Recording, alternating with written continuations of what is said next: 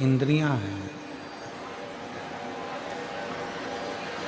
हमारी जो इंद्रियां हैं वो इंद्रियां किसी न किसी रूप में भटकती हैं। नेत्र हैं तो वो भी भटकते हैं, श्रवण है वो भी भटकते हैं,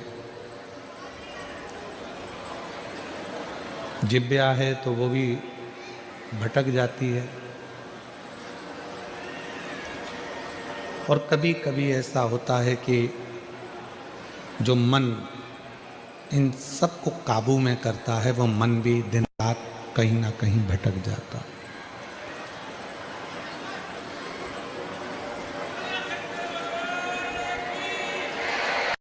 आवाज नहीं आ रही है भाई।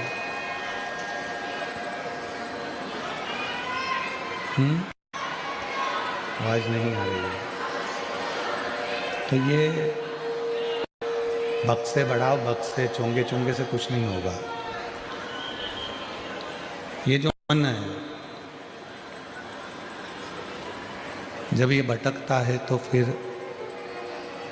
परमात्मा की शरणागति जीव को मिल नहीं पाती।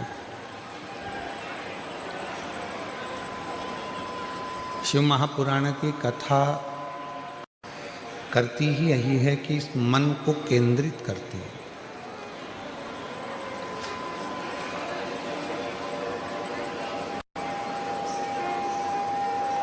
मन को खींचना कैसे है, मन को खींचकर परमात्मा तक लेकर कैसे जाना है।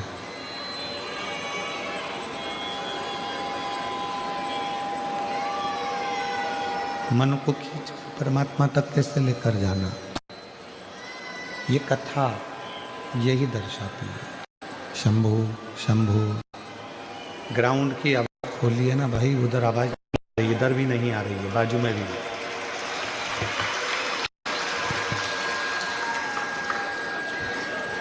शिव कथा को केंद्रित करने का प्रयास करती है और ये मन केंद्रित कब होगा, जब हम अपने चित्त को, अपनी वृत्ति को, अपने मन को भगवान शिव की शरणागति की ओर लेकर जाएं। जब तक हम इस मन को भगवान शिव तक लेकर नहीं जाते तब तक ये मन यहाँ वहाँ डोलता रहता है, भटकता रहता है।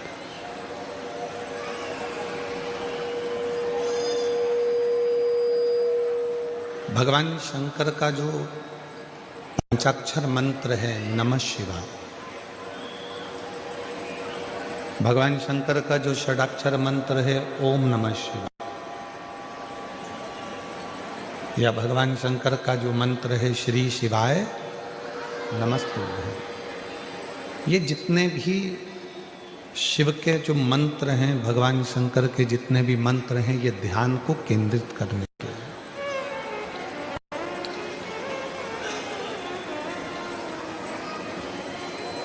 इसलिए शिव महापुराण में 3 उम्र ऐसी बताई है जिन उम्र में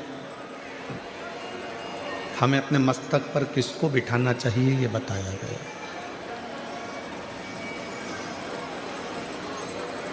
महापुराण में 3 उम्र ऐसी बता दी गई है जिन उम्र में हमको अपने मस्तक पर किसको बिठाना है, किसको अपने मस्तक पर धारण करना है, ये बताया गया।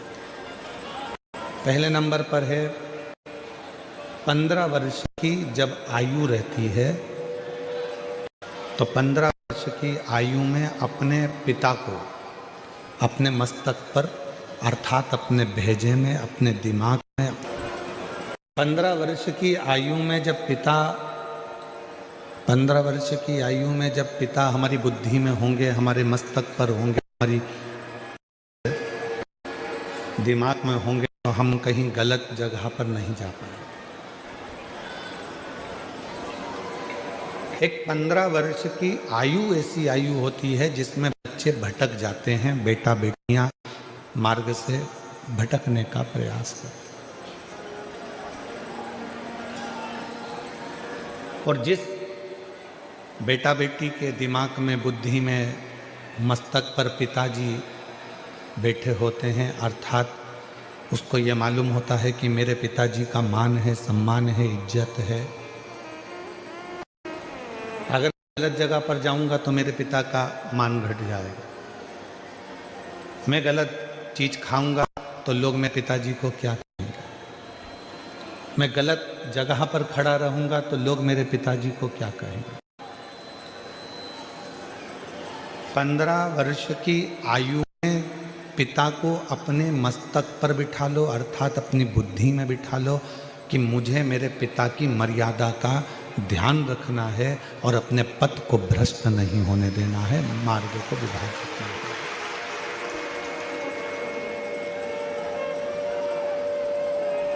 एक तो उम्र बता दी 15 साल की, शिव महापुराण ने दूसरी उम्र बता दी 35 साल की,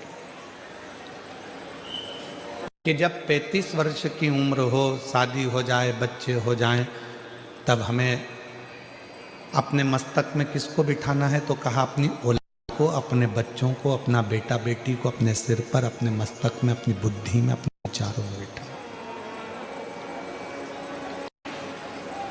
अपने बेटा बेटी को जब तुम 35 साल 15 साल के हो तो पिता को सिर पर बिठाओ, पिता को बुद्धि में बिठाओ, पिता को चित्त में बिठाओ।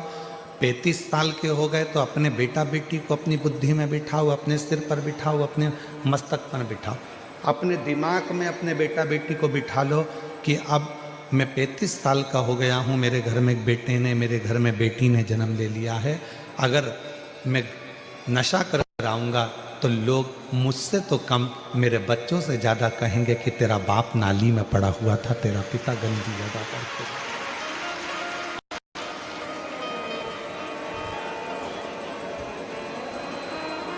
अपने बेटा बेटी को अपनी बुद्धि में बिठाओ कि लोग मुझे कम कहेंगे, मेरे बेटा बेटी को ज़्यादा कहेंगे कि तेरा पिता पागल है, रोड के किनारे पड़ा रहता है, नशा करता है, गलत काम करता है, तेरा बाप ऐसा है, तेरा पिता ऐसा है। तो 15 वर्ष की उम्र में पिता को अपनी बुद्धि में बिठा लो, 35 वर्ष की उम्र में अपने बच्चों को अपनी बुद्धि में बिठा लो, और जब तुम्हारी उम्र फिर 55 वर्ष की हो, 65 वर्ष की हो, 75 वर्ष की हो, तो अपने गुरु को अपनी बुद्धि में बिठा लो कि अगर मैं इस अवस्था में गलत कार्य करूंगा तो मेरे गुरु को कैसे मुख दिखाऊं।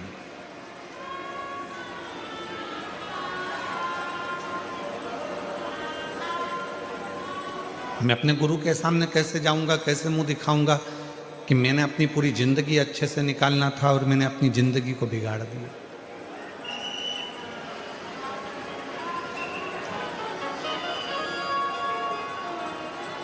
और मत बुरे कर्म कर बंदे वरना पछताएगा, भगवान की आंखों से तू बच नहीं पाएगा, तू बच नहीं पाएगा। अरे ओ अज्ञानी मत करना दानी, अरे ओ अज्ञानी मत करना दानी। तेरे कर्म का फल भी तू ही पाएगा, जैसा किया तूने तेरे आगे आएगा। मत बुरे कर्म कर बंदे वरना पछताएगा, भगवान की आंखों से तू बच नहीं पाएगा, तू बच नहीं पाएगा। अपनी जिंदगी में, अपने जीवन में आप कितना श्रेष्ठ कर्म कर रहे हैं, तो शिव पुराण कह रही है कि 15 वर्ष की आयु में पिता को दिमाग में बिठा कर रखना, 35 वर्ष की आयु में अपने बच्चों को दिमाग में बिठा कर रखना, और 55, 65, 75 की आयु में आप अपने गुरु को अपने दिमाग में बिठा कर रखना, तो कभी गलत मार्ग पर नहीं जाओगे, कभी गलत मार्ग पर नहीं पहुंचोगे। जिसके बचपन में पिता उसकी बुद्धि में बैठा रहता है तो बेटा हो चाहे बेटी हो वो कभी गलत मार्ग पर नहीं जाता। बेटी को भान रहता है मेरे पापा क्या कहेंगे, उनकी पूरी इज्जत है संसार में, मेरे मोहल्ले में, मेरी कॉलोनी में, मेरी सोसाइटी में, मेरे पूरे, उनका कितना मान है, उनका कितना सम्मान है, उनकी कितनी इज्जत है। अगर मैं गलत काम करूंगी या मैं गलत काम करूंगा तो उनका क्या मान रहेगा, उनकी क्या इज्जत रहेगी, उनका क्या भाव रहेगा।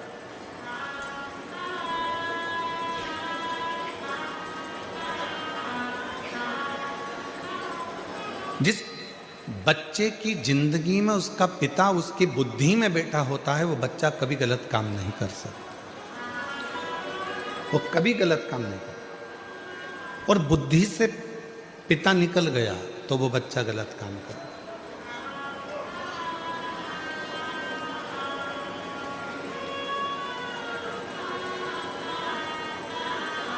शिव महापुराण की कथा में भगवान गणेश जी का पवित्र चरित्र आता है।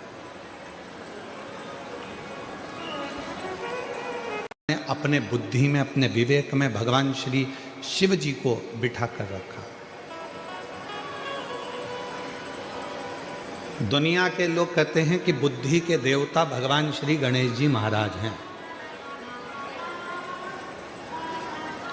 कौन है? जम के बोलो, बुद्धि के देवता कौन है? गणेश जी महाराज। पर कोई तुमसे पूछे कि बुद्धि के देवता को बुद्धि का देवता बनाने वाला कौन है, तो आपको उत्तर देना पड़ेगा कि उनको बुद्धि का देवता बनाने वाला केवल एक है। नहीं तो माता पार्वती जी ने तो अपने तन का उपटन निकाला था,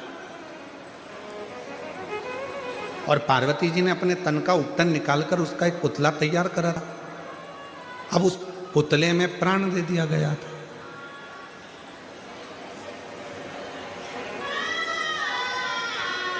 जब उस पुतले में प्राण आ गए, हम आपसे पूछें, जितने भी सूरत की मेरी जीजियाँ बैठी हैं, मेरे जीजा बैठे हैं, मेरे माता पिता बैठे हैं, मेरे बुजुर्ग माँ बाप बैठे हैं, और जितने मेरे बहन भाई बैठे हैं, आपसे बेटी बेटाओं से पूछें कि तन का आप में से कितने लोग हैं जो अपने तन का उपटन निकालते होंगे और उसको संभाल के रखते होंगे?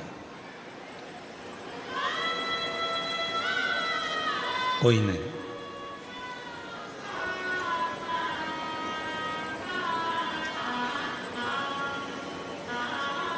नैन कटर से नैन काट लिए और नैन को फेंक दिया, वो नैन तुमने संभाल के रखे क्या? जम के तो बोलो नहीं।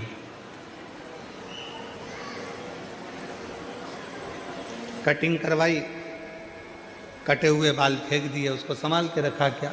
नहीं। तन में से मेल निकाला, उस मेल को निकाल कर फेंक दिया, उस मेल को संभाल कर रखा क्या? नहीं, कोई नहीं रखता।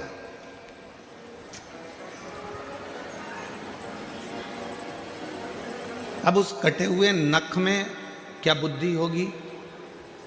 कटे हुए बाल में क्या विवेक होगा, बुद्धि होगी? या तन के उस मेल में क्या बुद्धि होगी, क्या विवेक होगा? पार्वती मैया ने अपने तन के उपटन से भगवान श्री विनायक को प्रकट किया, भगवान श्री गणेश जी महाराज को प्रकट किया, और प्रकट कर कर दरवाजे पर ले जाकर बिठा दिया कि अंदर किसी को मत आने देना। परंतु भगवान शंकर उस दरवाजे पर आ गए, और भगवान शंकर ने भगवान विनायक की उसी दरवाजे पर 3 परीक्षा ली। दुनिया के लोग कहते हैं कि भगवान ने उसका सिर काट दिया, पर परीक्षा 3 लिए। भगवान श्री शिव जी ने, भगवान शंकर ने 3 परीक्षा ली, और वो 3 परीक्षा, पहले नंबर की परीक्षा ली बालक से कि बालक तुम कौन हो? तो बालक ने कहा मेरी माता अंदर स्नान कर रही है, मैं उनका पुत्र हूं।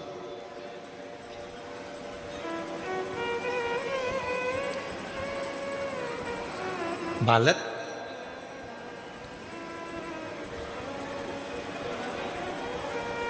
तुम किनके पुत्र हो? मेरी माता अंदर स्नान कर रही है, मैं उनका पुत्र हूं।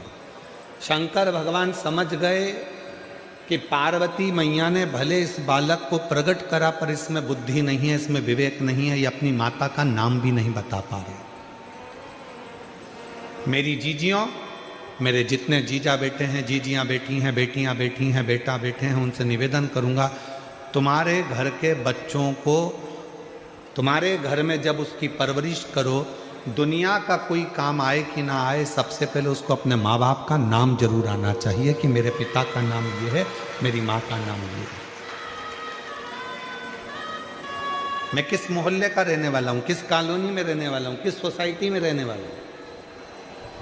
अगर बच्चा खोता है तो कम से कम मालूम तो पड़ जाए कि यहाँ का है।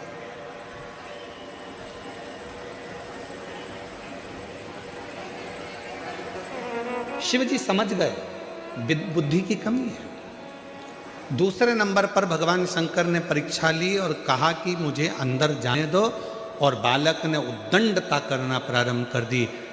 इतना अपशब्द बच्चे ने कहना प्रारंभ करा, शंकर भगवान समझ गए कि इसमें विवेक की, इसमें बुद्धि की कमी है।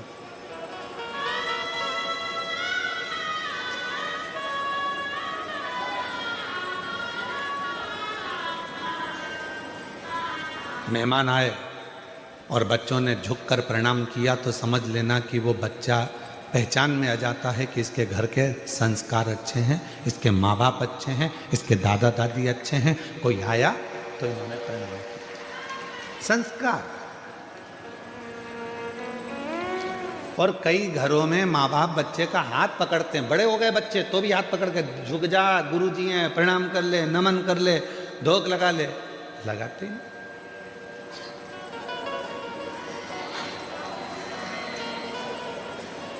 हमारे यहाँ कथा मंडप में एक सोमानी परिवार भी बैठा हुआ है और एक हमारे पूर्व के गोयल परिवार भी यहाँ बैठा हुआ है। हम सोमानी जी के यहाँ पर बैठे हुए हैं। कहीं कहाँ बैठे हुए? अच्छा, स्थान चेंज हो गया है तुम्हारा। तो हम इनके घर गए और इधर गोयल जी भी कहीं बैठे होंगे। उतना उद्दंडता हो बच्चों में, मना नहीं। बच्चे बोलने के तेज हो, मना नहीं। बच्चे खेलने के तेज हो, मना नहीं। पर बच्चे जिस समय पर बड़ों को बड़ा ना समझे, आदर ना करे, सम्मान ना करे, तो फिर वो बच्चे की श्रेष्ठता नहीं होती, फिर वो श्रेष्ठता नहीं।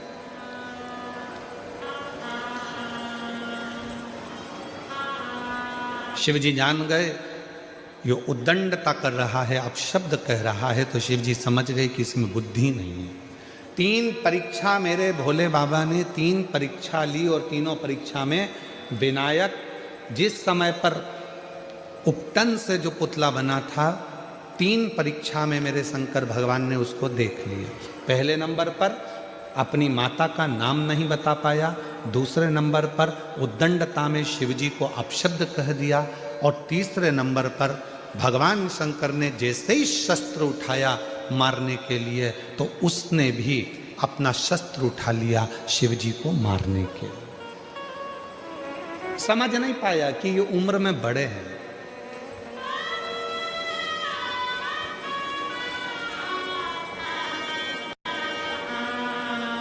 एक बात बताओ, कोई बुजुर्ग व्यक्ति एक छोटे व्यक्ति को थप्पड़ मारेगा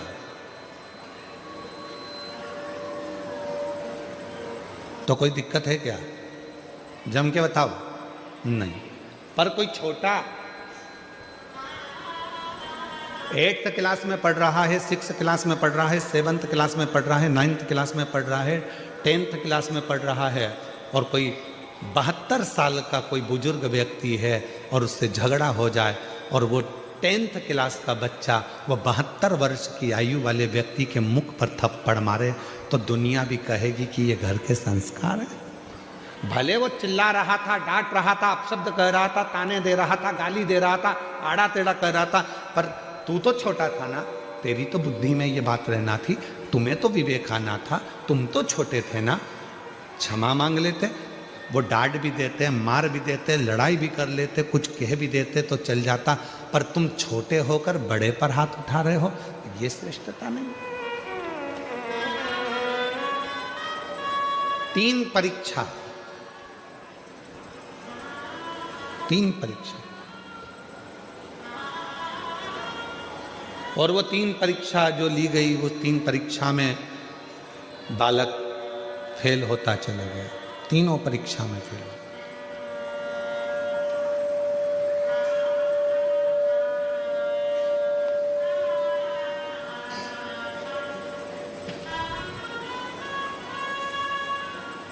वो 3 परीक्षा में बालक फेल होता चला गया। और जब 3 परीक्षा में बालक फेल हो गया, तब शिव जी को लगा कि इसको बुद्धि देना मेरा काम है, अब इसको बुद्धि प्रदान करना मेरा काम है।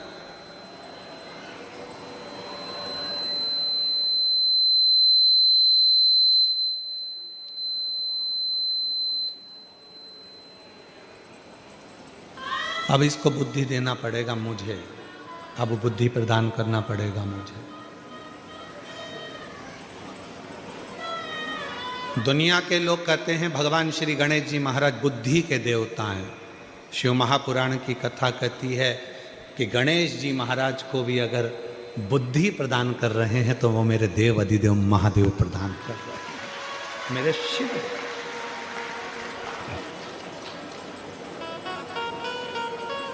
मेरी जीजियों, मेरे जीजाओं, मेरी बेटियों, बेटाओं, मेरी बुजुर्ग माँ बाप, याद रखना, शंकर जी के मंदिर में अगर तुम्हारा बच्चा बाल्य अवस्था से 1 लोटा जल लेकर शंकर जी के मंदिर में जल चढ़ाने जा रहा है, तुम्हारे बच्चे में अगर विवेक भी नहीं है, बुद्धि भी नहीं है, तो एक ना एक दिन जल चढ़ाते चढ़ाते मेरे शंकर भगवान उसको इतना विवेकी, इतना बुद्धि वाला बना देंगे कि वो दुनिया में आगे बढ़ता चलेगा। इतना विवेकी, इतना बुद्धि वाला बना देंगे कि वो आगे बढ़ बुद्धि। अब आपको क्या सिखाना है अपने घर के बच्चों को कि तुम जाओ शंकर जी के मंदिर में 1 लोटा जल चढ़ाओ, शिव जी के मंदिर में जाओ 1 लोटा जल चढ़ाओ। क्यों? क्योंकि हमारे बच्चे को विवेकवान अगर बनाना है तो शिव की शरणागति बहुत जरूरी है। कितना सुंदर कहा है। एक बार माता सरस्वती भी अपने स्वरों को भूल गई थी। एक बार माता सरस्वती ने भी अपने स्वर छोड़ दिए थे, स्वर भूल गई थी। श्री शैलम पर पहुंची और श्री शैलम पर पहुंचकर